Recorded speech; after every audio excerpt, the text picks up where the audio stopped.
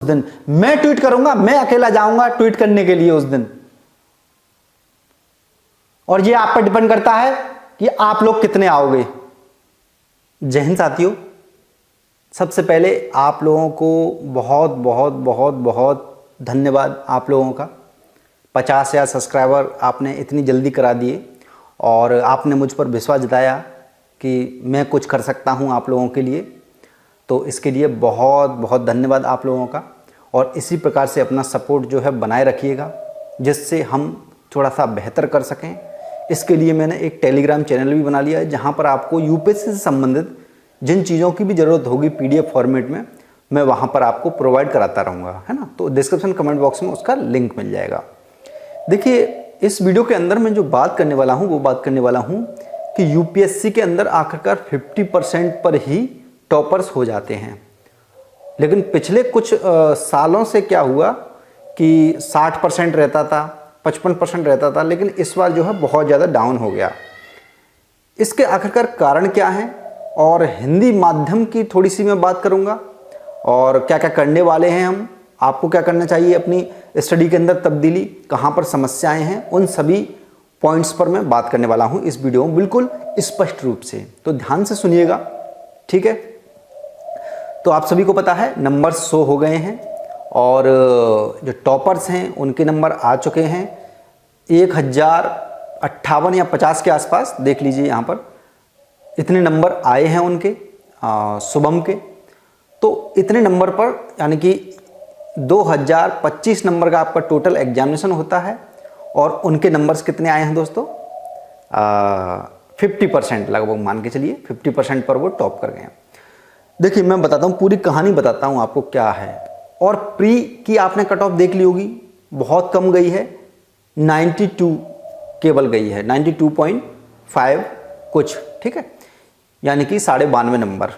यानी कि आपने 47 प्रश्न यदि कर दिए होते तो जनरल कैटेगरीज में बड़ी आसानी से हो जाता। लेकिन जनरल कैटेगरीज कितने को कहेंगे आज, 40% लोगों को, है ना, 40% लोगों को ही तो कहेंगे जनरल कैटेगरीज। लेकिन 60% का जो तबका है वो तो आरक्षण लिए हुए है, तो वहाँ पर तो बहुत ही कम गई है।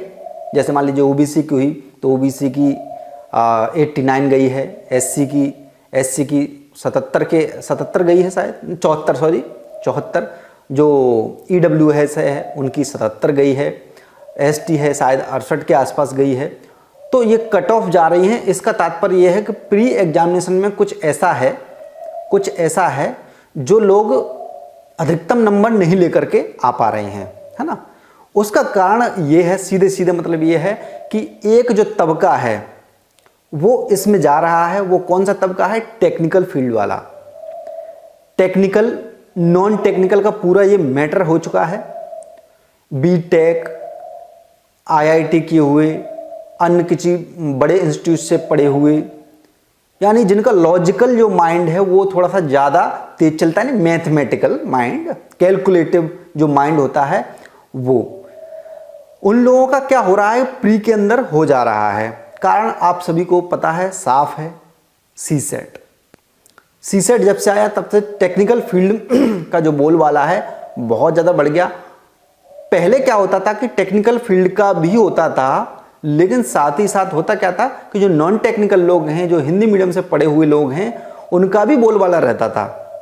कारण स्पष्ट था कि वहाँ पर कैलकुलेटिव माइंड की ज़्यादा ज़रूरत नहीं होती थी। वहाँ पर जो वास्तविक जो मेंस एग्जामिनेशन है, उसके जैसा मेंस एग्जामिनेशन है, उसी पर आधारित मेंस एग्जामिनेशन पर ही प्री एग्जामिनेशन होता था।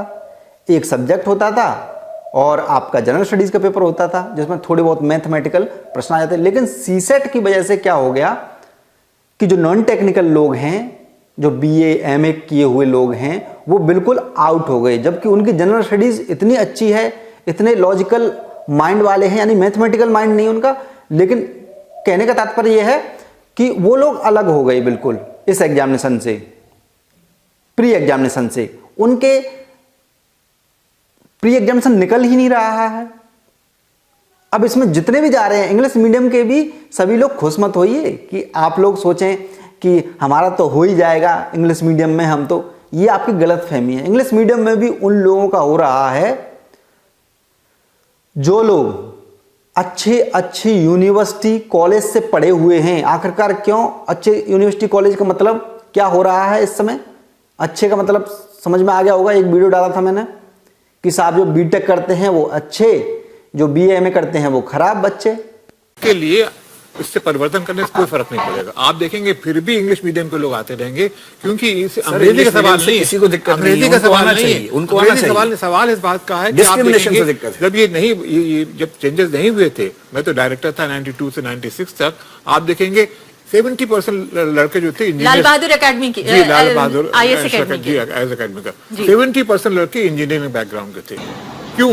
क्योंकि आज हुई रहा है कि जो अच्छे बच्चे होते हैं पढ़ने में, they want to become engineers, चले आते हैं, आ जाते हैं। और जो खराब बच्चे होते हैं, जो पढ़ने अच्छे नहीं होते, वो फिलॉसफी पढ़ते हैं। तो वो वाली इसमें स्थिति अभी आ चुकी है।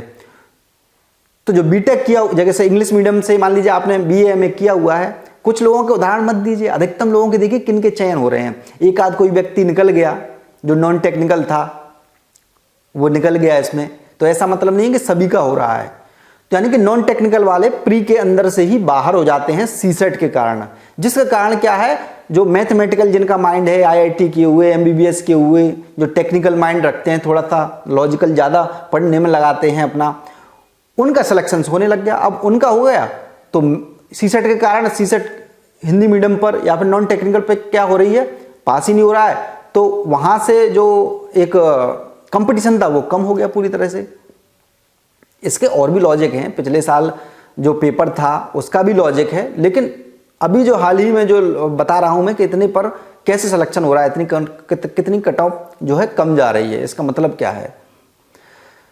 तो हुआ क्या भाई, चले गए, मतलब वो मेंस में एंट्री कर जाते हैं जिनको उतनी नॉलेज नहीं है जो एक बीए, भाई ये भी तो बीए एमए वाला सब्जेक्ट लोग पढ़ते हैं, लेकिन बीए एमए सब्जेक्ट का मतलब ये होता है कि साधारण सब्जेक्ट जिन्हें कोई भी कभी भी उठा करके देख लेगा, एक जनरल जानकारी के लिए होते हैं ये, ठीक है। तो जो नॉन टेक्निकल हैं वो तो शुरू से ही पढ़ते हैं, वो तो शुरू से ही उन सब्जेक्ट से परिचित हैं, नॉन टेक्निकल वाले जैसे बीए एमए किए हुए। अब होता यहाँ पर यह है कि वो वहाँ पर गए नहीं मेंस में ये लोग चले गए टेक्निकल वाले, और लिख दिया जो भी है, भाई सिलेक्शन तो लेना ही लेना है, ऐसा तो कुछ फिक्स है नहीं। उन्होंने बताइए कितना किया है, यानी कि नॉन टेक्निकल वालों को निकालने के लिए, नॉन टेक्निकल वालों को हिंदी मीडियम को निकालने के लिए सीसेट में 33% लाना जरूरी है। और जब मेंस एग्जामिनेशन आ जाता है जिसमें टेक्निकल वाले सब भर जाते हैं, आईआईटी एमबीबीएस ये सब लोग भर जाते हैं, उसमें क्या कर दिया इन्होंने, केवल 10% मार्क्स लेके आओ भाई, हम तुम्हें पास कर देंगे। देखिए कितना बड़ा एक तरह से खेल खेला जा रहा है यूपीएससी के द्वारा प्रोफेशनल्स को भरने के लिए। यहां पर अब 10% तो नॉर्मल सी बात है, लगभग सभी के आ ही जाते हैं, कोई पीछे ना रह जाए कोई टेक्निकल बंदा जो है ना। अगर वहां भी अगर 50% का लेवल लगा दिया जाता तो सब बाहर हो जाते ये टेक्निकल वाले। जो नॉन टेक्निकल कुछ लोग आ रहे हैं केवल वही पास हो पाते, है कि नहीं। यानी कि टेक्निकल लोगों को भरने के लिए ये पूरी की पूरी व्यवस्था अभी इस समय बना दी गई है, टेक्नोक्रेट बना दिया गया है। एक होता है ब्यूरोक्रेट्स, नौकरशाह, जो वाकई में देश दुनिया की जानकारी रखता है, कुछ करना चाहता है रियल में। अब बन गया है टेक्नोक्रेट, ब्यूरोक्रेट की टेक्नोक्रेट, यानी टेक्नोलॉजी जो टेक्निकल जो लोग हैं वो आओ भैया। और यहां पर उदाहरण क्या दे दिया जाता है दोस्तों कि बहुत सारी ऐसी पोस्ट हैं, यहां पर जाना पड़ता है, वहां पर जाना पड़ता है। तो भैया अगर नहीं संभल रहा है आपसे, मान लीजिए मैं आईएएस बनना चाहता हूं, मुझे और कोई पोस्ट चाहिए नहीं, आप आईएएस का एग्जामिनेशन अलग कर दीजिए। फिर अगर ऐसी दिक्कत है कि एक ही एग्जाम से आपको सभी चीज भरनी है, भाई आपने आईएफएस का, इंडियन फॉरेस्ट सर्विस का भी तो अलग किया है। जो टेक्निकल इसमें कुछ पोस्ट हैं, जो अधिकारी होते हैं टेक्निकल फील्ड में, मान लीजिए एनटीपीसी का कोई चेयरमैन वगैरह बनते हैं या उसमें जाते हैं पीएसयू वगैरह में, तो उनके लिए भाई अलग से कर दो ना। मुझे नहीं पढ़ना है टेक्निकल, मुझे चाहिए यूपीएससी की सिंपल सी पोस्ट, जहां पर जरूरत होती है एक सिंपल माइंड की, जो कुछ कर सके, रेवेन्यू जनरेट कर सके। वो आईएएस का एग्जामिनेशन अलग कर दीजिए, आईएफएस का अलग कर दीजिए, जैसे मान लीजिए अब कुछ लोग कहेंगे कि इंग्लिश की जानकारी आपको होनी चाहिए। क्यों होनी चाहिए भाई? क्यों होनी चाहिए इंग्लिश की जानकारी? कि आपको यहां से वहां बेटा दूसरे राज्य में भेज दिया जाएगा, तो भाई वहां पर किया तो जाता है, 3 महीने के कोर्स में सब कुछ सीखा जा सकता है। 3 महीने का कोर्स होता तो है फाउंडेशन, जिसमें लैंग्वेज भी सिखाई जाती है, वहां पर भी तो सीखते हैं, अन्य भाषाएं भी तो सीखते हैं, कन्नड़, मलयालम, ये सब। अब कहेंगे कि साहब विदेश फॉरेन सर्विस जो है, IFS फॉरेन सर्विस की बात कर रहा हूं, वो भी तो IAS के अंदर ही आता है। अब कुछ लोग कहेंगे कि उसमें तो भैया आप बाहर जाओगे तो इंग्लिश जरूरी है। तो भैया मुझे नहीं जाना, मुझे तो केवल IAS में जाना है, या तो इस पोस्ट को अलग कर दो। ठीक है, तो ये ओवरऑल जो बात है, यानी कि टेक्निकल लोग आ जाते हैं मेंस लिखने के लिए और उनके मेंस में इतने नंबर नहीं आ पाते हैं, क्योंकि उन्हें क्या है, टू द पॉइंट। पॉइंट का मतलब ये है टेक्निकल चीज लिखने की आदत है, और इसका मतलब ये है कि 100% सही तो नहीं लिख रहे हैं ये लोग। ये यूपीएससी जो एग्जामिनेशन कंडक्ट करा रही है, यूपीएससी मेंस एग्जामिनेशन, 50% पर टॉपर हो जा रहे हैं। इसका तात्पर्य 50% बुद्धि वाले ही आप ले रहे हो, 50% वाली बुद्धि ले रहे हो आप। टॉपर जो है वो 50% वाली बुद्धि है, यानी कि आप जो चाहते हो जैसा ब्यूरोक्रेट, यानी कम से कम मान लीजिए 80-90% तो आने चाहिए। तो यानी कि आप गलत लोगों को चुन रहे हो, और जब गलत लोगों को यहां पर चुन रहे हो तो सीसेट में आपने लेवल क्यों लगा दिया है 33% का? उसे भी आप 10% कर दीजिए पास होने के लिए। समझ रहे हो ना लॉजिक की बात मैं जो कर रहा हूं? यानी कैसे निकाला जा रहा है सीधे सीधे जो नॉन टेक्निकल हैं। नॉन टेक्निकल का मतलब ये समझ लीजिएगा, जो इंग्लिश मीडियम में है वो भी, और जो हिंदी मीडियम का पूरा तबका है वो भी, क्योंकि हिंदी मीडियम का तबका ही पूरा नॉन टेक्निकल होता है। कारण मैं बताता हूं आपको, सीधे सीधे मतलब यह, जिसने बीटेक करी, IIT करी, चाहे वो भले ही पहले हिंदी मीडियम का रहा हो, वो तो भैया इंग्लिश मीडियम का हो ही गया, चाहे भले ही वो हिंदी मीडियम से क्यों ना दे पेपर। आप इस चीज को समझिए। और जो इंग्लिश मीडियम वाले देख रहे हैं वो ये ना समझे कि मैं इंग्लिश मीडियम का हो गया। क्यों? क्योंकि नॉन टेक्निकल जो लोग हैं वो हिंदी मीडियम में पूरे, चाहे वो इंग्लिश मीडियम के हों चाहे वो हिंदी मीडियम, तो पूरा है ही है। क्योंकि बीटेक और IIT जो नहीं करते हैं वो BA MA ये सब करते हैं, और वो ज्यादातर कॉलेजेस में हिंदी मीडियम में हैं। और आप कहेंगे कि जो लोग इसमें कुछ तो नॉन टेक्निकल सेलेक्ट हो रहे हैं यूपीएससी के अंदर, बिल्कुल हो रहे हैं दोस्तों। वहां पर एक प्रॉब्लम ये आ जाती है नॉन टेक्निकल जो सेलेक्ट हो रहे हैं, कि वो जो हैं अच्छी यूनिवर्सिटी से पढ़े हुए हैं, उन्हें मौका मिल गया वहां पर, क्योंकि वो शुरू से ही पढ़ रहे थे ठीक जगह इंग्लिश मीडियम में, नॉन टेक्निकल भले ही हो वो, तो उनकी इंग्लिश इतनी बेहतर है बहुत ज्यादा कि वो इंग्लिश में जो प्री एग्जामिनेशन का जो पेपर होता है जनरल स्टडीज का, उसे वो इंग्लिश में पढ़ लेते हैं। इंग्लिश में बहुत अच्छे से मूल पेपर बनाया जाता है, तो इस वजह से वो उसमें अधिकतम 10 से 15 प्रश्न जो है एक्स्ट्रा सही करते हैं एक हिंदी मीडियम वाले व्यक्ति से। हिंदी मीडियम वाले व्यक्ति को बिठाओगे उस प्रश्न पत्र को पढ़ने के लिए, इंग्लिश मीडियम वाले को बिठाओगे तो डेफिनेटली ये इंग्लिश मीडियम वाला की समझ उसमें ज्यादा काम करेगी। क्यों करेगी? क्योंकि हिंदी वाले को समझने में, जो हिंदी जिस प्रकार की क्लिष्ट भाषा का यूज होता है पेपर के अंदर, वो समझ में ही नहीं आती है। कभी कभी तो अभी पिछले साल के पेपर में ही 2020 के में ही एक प्रश्न डायरेक्ट गलत था इनका, कन्वर्ट करके ये कौन सा था, असहयोग आंदोलन और सविनय अवज्ञा आंदोलन, ये वाला, इस पर कोई काम नहीं होगा डेफिनेटली दोस्तों, मैं बता रहा हूं। लेकिन उन मुद्दों को आप, जो मैं तर्क दे रहा हूं, इन तर्कों को आप दीजिए, लोगों को तक पहुंचाइए। और हम लोग आंदोलन भी कर रहे हैं, #speak up for UPSC Hindi medium aspirant, 11 अक्टूबर को 9 बजे से डेली करना है। और इन मुद्दों पर, इन जो मैंने बातें बताई है, इन पर हमें काम करना है। नॉन टेक्निकल वालों को कैसे बाहर किया जा रहा है? मेंस में 10% नंबर पे पास हो जाइए आप, और जब सीसेट की बारी आती है तो आपको 33% दिमाग चाहिए, आपका 33% दिमाग होना चाहिए आप में। और नॉन टेक्निकल, जैसे टेक्निकल लोग इसमें आ गए, जो कि नॉन टेक्निकल वालों का पूरा मेंस जो होता है नॉन टेक्निकल होता है पूरा, उसमें आपने 10% कर दिया, और 50% पर आप क्या कर रहे हो? टॉपर बना रहे हो। यानी कि उसकी बुद्धि जो है केवल 50% लायक है, आप जो सोच रहे हो कि ऐसा व्यक्ति आना चाहिए, तो हम कैसे कह सकते हैं कि वो व्यक्ति देश संभाल सकता है जो 50% कर पाए? यदि वो संभाल सकता है दोस्तों 50% वाला, और 10% केवल पासिंग मार्क्स रखे हैं उसमें, तो सी सेट में क्यों फिर 33% मार्क्स रखे हैं? इन मुद्दों को आपको उठाना है। अब आपको लॉजिक समझ में आ गया होगा कि क्यों कम नंबर पर पास हो जा रहे हैं, टॉपर्स बन जा रहे हैं। दोस्तों कड़वी बातें हैं, कड़वी लगेंगी, हो सकता है किसी टॉपर ने देख ली तो बड़ा बुरा लगेगा, लेकिन मैं उनके खिलाफ नहीं हूं। वो स्टूडेंट हैं, वो अपनी तैयारी कर रहे हैं, लेकिन जो बनाने वाले, एग्जामिनेशन जो बनाने वाले हैं, उनको भेदभाव नहीं करना चाहिए। यहां पर यूपीएससी पूरी तरह से भेदभाव पर उतर आई है। यूपीएससी का मानना सीधे सीधे ये है कि जो लोग बीए एमए करके आते हैं, जो नॉन टेक्निकल है, उनमें बुद्धि नहीं होती है। समझ रहे हैं? उनमें बुद्धि नहीं होती है कि वो देश चला सकें। इन लोगों ने मान लिया है कि बस जो आईआईटी किए हुए हैं, जो आईआईएम किए हुए हैं, जो विदेशों में पढ़ करके आ गए, यहां पर उन्होंने कर लिया, और उनके लिए क्या कर दिया इन्होंने, आसान सा एक एंट्री के लिए एक प्रोसेस बना दिया, उसमें वो लोग पास हो गए, तो हम कहते हैं भैया टॉपर आ गया, टॉपर आ गया। अरे हटा के तो देखो सीसेट हटा के देखो, सीसेट हटा के देखो, पता पड़ जाएगा असली टॉपर कौन है। फिर रियल टॉपर आएगा वास्तविक रूप से। इतने सालों से देखिए कौन नॉन टेक्निकल वो आया है, एक आध को छोड़ के सब टेक्निकल फील्ड से आ रहे हैं। टॉप 10 उठा लीजिए, टेक्निकल फील्ड। ये मुद्दा पहले भी था 2010 से, लेकिन इतना नहीं था वेरिएशन।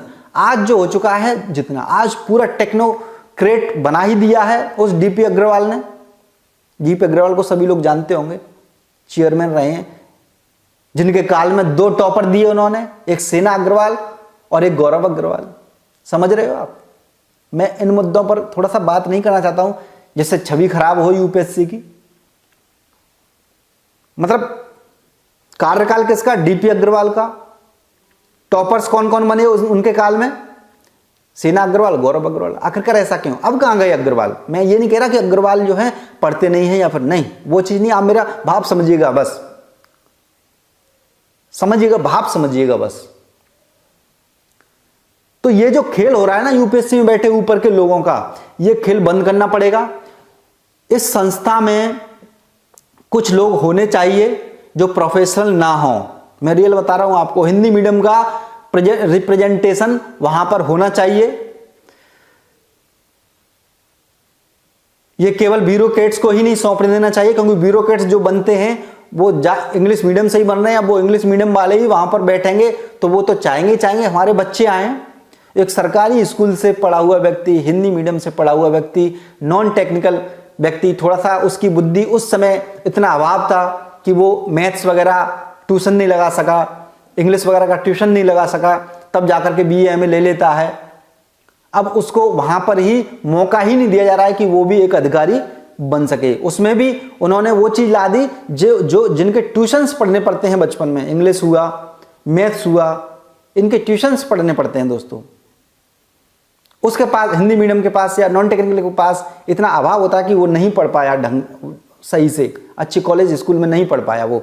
अब अधिकारी बनने के लिए ये कह रहे हैं नहीं, आप लोगों ने पढ़ा नहीं है, आप नहीं आओगे। यानी इन्होंने ऐसी चलनी बना दी कि बस आप ही आइए। दोस्तों मुद्दे बहुत बड़े हैं। मैंने ये वीडियो केवल और केवल इसी वजह से बनाया है कि मैं आपको बता सकूं कि नंबर्स का खेल कैसे होता है। इंग्लिश मीडियम वाले भले ही लोग हैं, इंग्लिश मीडियम का मतलब समझ जाइए टेक्निकल समझ जाइए इंग्लिश मीडियम का।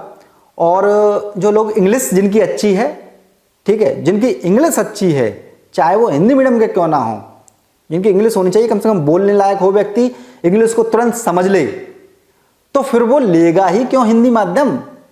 वो कुछ ही लोग होते हैं, जैसे गिरधारी लाल वगैरह, कुछ एक आध दो लोग जो टेक्निकल भी हैं, इंग्लिश भी उनकी जबरदस्त है, लेकिन हिंदी में थोड़ा सा ज्यादा कंफर्ट है तो उन्होंने हिंदी ले ली। तो उन्हें हिंदी मीडियम नहीं कहोगे भाई, आपकी गलत फहमी है, ये हिंदी मीडियम कह रहे हो आप। उनकी पूरी शिक्षा 5-6 साल की इंग्लिश में हुई है, उन्हें आप हिंदी मीडियम कह रहे हो। आपको इंग्लिश पढ़ना तक नहीं आता है, आप हो असली हिंदी मीडियम। वो हिंदी मीडियम नहीं है जिन्हें आप सोच रहे हो 5-7 हो गए सिलेक्शन, वो 5-7 भी इंग्लिश मीडियम वाले ही हैं, टेक्निकल फील्ड के, जो इंग्लिश में अपना प्री का पेपर पढ़ सकते हैं। क्योंकि सबको पता है क्या समस्या है, हिंदी को समझने में कितनी दिक्कत होती है। बहुत गहराई दोस्तों है, बहुत ज्यादा भेदभाव की स्थितियां हैं। हमारी सीधे एक ही मांग है, ठीक है ना, सिर्फ एक ही मांग है, यूपीएससी का जो प्री एग्जामिनेशन है उसकी जो भाषा है उसको सही किया जाए। और सही ही नहीं, पेपर हम क्यों इंग्लिश में बना हुआ पढ़ेंगे? मूल रूप से पूरे हिंदुस्तान में इतने लोग नहीं बचे हैं कि वो मूल हिंदी में पेपर बना सकें। आज हम हिंदुस्तान में रह करके हमें इंग्लिश से लड़ना पड़ रहा है। ऐसा तो है नहीं कि कुछ थोड़ा सा तबका होता तो चलिए हम मान जाते, थोड़ा सा तबका होता तो 50% लोग हिंदी मीडियम से एग्जामिनेशन दे रहे हैं प्री एग्जामिनेशन को, लेकिन फिर भी हम इंग्लिश का मूल पेपर क्यों पढ़ें? आखिरकार हमारे ऊपर ये ब्रिटिश रूल जो है क्यों लागू किया गया है? सीसेट सीधे सीधे हटाने का माध्यम है नॉन टेक्निकल वालों को। नॉन टेक्निकल वाले भागो बिल्कुल पूरी तरह से, टेक्निकल आओ। इतना टफ बना दिया जा रहा है बहुत ज्यादा। भले ही क्वालिफाइंग है 33% नाम मात्र का है, लेकिन 33% लाने में एक बीए एमए करने वालों की ऐसी तैसी हो जाती है। माफ कीजिएगा मैं ऐसा शब्द बोल गया, एक अंदर जो गुस्सा है ना वो निकलता है। लोगों के करियर बर्बाद हो चुके हैं दोस्तों सीसेट की वजह से। 10 साल हो गई, 10 साल में इसने करियर 11 साल करियर बर्बाद कर दिए, पूरे चौपट कर दिए, पूरे अटेम्प्ट चले गए दोस्तों। जो लोग आज शिखर पर हो सकते थे, अपने शिखर पर बहुत ऊंचे, वो आज कहीं के भी नहीं रहे। वो लेखपाल और इनकी वैकेंसी देख रहे हैं आज। कुछ पीसेस बन के संतुष्ट हो गए। क्या किया जाए जब नहीं एक तरह से हो पा रहा है? बार बार कर रहे हैं लेकिन सीसेट में फेल हो गए। कभी इंग्लिश में जो प्रश्न है वो समझ में नहीं आ रहे हैं, हिंदी में बैठे हुए हैं। असहयोग आंदोलन का सविनय अवज्ञा आंदोलन आप दे रहे हो, कैसे ये काम चलेगा? मेंस एग्जामिनेशन में तो कंपटीशन है ही नहीं बिल्कुल भी। तो अंधों की दौड़ है, अंधों की दौड़ में कोई भी आ जाता है, निकल जाओ बस। वहां पहुंच ही नहीं रहे हैं। असली रेस के घोड़े तो पहले ही निकाल दिए जा रहे हैं। इन्हें चाहिए क्या? अंग्रेजी बोलने वाले अफसर जो अंग्रेजी जानते हो, अंग्रेजी समझते हो, क्योंकि इन्हें तो विदेशों के पैसा जेब से लगाना है ना यहां पर। क्योंकि आम जनता हिंदुस्तान की वो बोल रही है ना अंग्रेजी।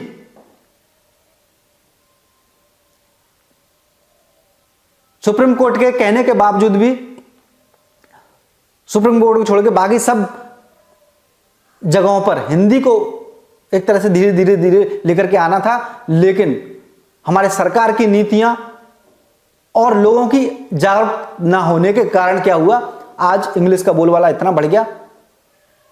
इंग्लिश का बोलबाला बढ़ जाता दोस्तों। मुझे भी कोई प्रेम नहीं रहा है अब हिंदी से, मुझे भी अब कोई प्रेम नहीं रहा है हिंदी से, क्योंकि मुझे कोई खाने के लिए इसने रोटी नहीं दी है। जो भाषा आपको रोटी नहीं दे सकती वो आपकी भाषा नहीं हो सकती। मुझे आज ये तक कहना पड़ रहा है। मैं तो एक्सेप्ट करने के लिए तैयार हूं, मैं अंग्रेज बनने के लिए तैयार हूं। यहां पर आपने स्कूल कॉलेजेस सारे इंग्लिश मीडियम में क्यों नहीं करवाए? कुछ ही लोगों तक क्यों सीमित छोड़ दिया? आखिरकार क्या कारण था इसका?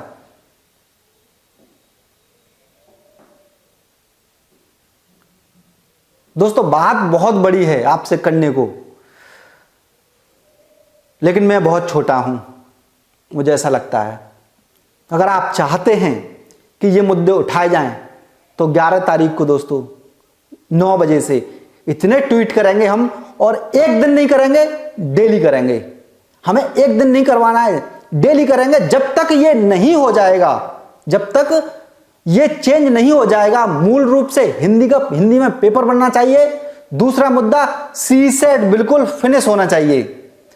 अब हम ये भी नहीं कहेंगे 10% कर दो आप। अब हमें मंशा उनकी सीधी सीधी दिखाई दे रही है।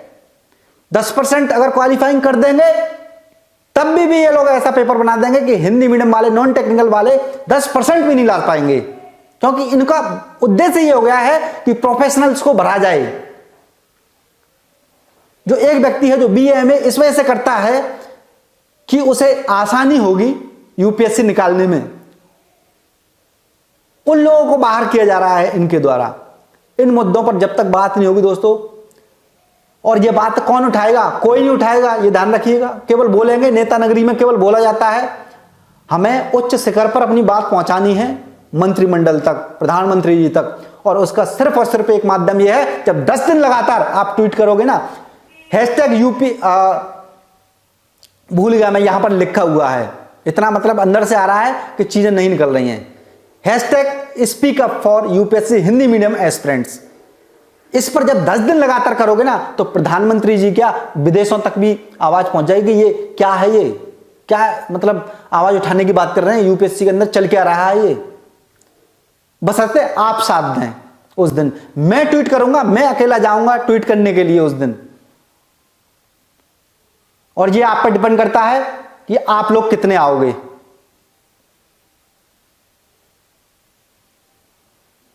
इस वीडियो को यदि आपको लगे सभी लोगों तक जागरूक करने के लिए फैला दीजिए इस लोगों को, सब इस वीडियो को, और डिस्क्रिप्शन कमेंट बॉक्स में मेरा लिंक मिल जाएगा टेलीग्राम का, वहां से भी आप जुड़ जाइए, क्योंकि कोई भरोसा नहीं है चैनल वगैरह का, कहां से उड़ जाए कहां चला जाए। ठीक है, इसी के साथ मैं समाप्त करूं। बातें बहुत सारी हैं, धीरे धीरे मैं बात करूंगा सभी मुद्दों पर, लेकिन अभी मुद्दा यही है जो मैंने आपसे बात कही है। प्री के अंदर जो कुछ हो रहा है प्री के अंदर है, मैंने सारे डेटाज दे दिए हैं आपको, कैसे नंबर्स जो है कम आते जा रहे हैं, प्री में हिंदी मीडियम से लोग कम होते जा रहे हैं। ठीक है, नॉन टेक्निकल भी धीरे धीरे कम होते जा रहे हैं, इंग्लिश मीडियम वाले भी साथ दीजिए। आप भी ऐसे मत सोचिए कि आप हमारा भी हो जाएगा। यदि टेक्निकल फील्ड वाले ही इतने जाते रहे तो नॉन टेक्निकल वाले क्या करेंगे। मुझे आपकी हेल्प करनी है और मैं करके रहूंगा, बस आप लोगों का सहयोग यदि रहे तो। जय हिंद, जय भारत, वंदे मातरम।